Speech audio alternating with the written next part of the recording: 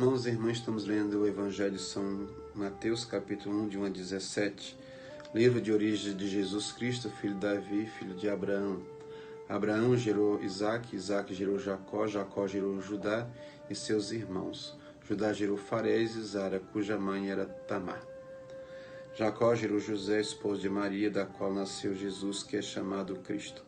Assim, as gerações desde Abraão até Davi são 14. De Davi até exílio da Babilônia, 14. E do exílio da Babilônia até Cristo, 14. Existe uma história por trás da vida de Jesus. Uma história que existe promessa de bênção. Deus prometeu a Abraão que toda a sua descendência seria abençoada. Deus abençoou Davi, Deus abençoou tantos homens, tantos profetas.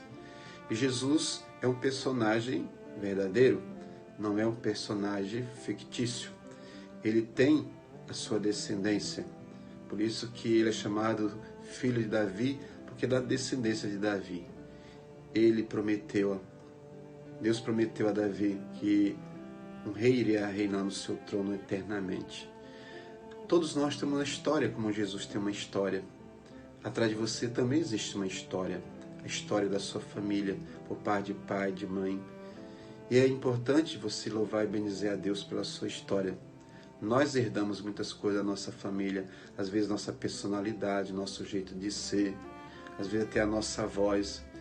Então muitas coisas nós herdamos da nossa família. Por mais que às vezes não aceitemos a nossa família, mas nós temos uma história. E é nessa história, por mais que não tenha sido muito boa, mas é na nossa história que Deus entra. Nós temos que deixar Deus entrar na nossa história e transformar a nossa história.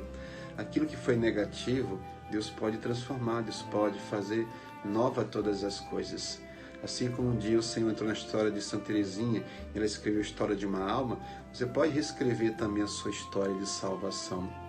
Louve e bendiga a Deus pela sua história de salvação.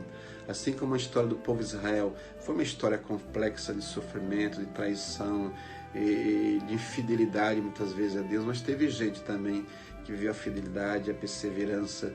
A nossa história também é cheia de obstáculos, mas quando Deus entra na nossa história, essa história se torna história de salvação, história de vida, uma história abençoada.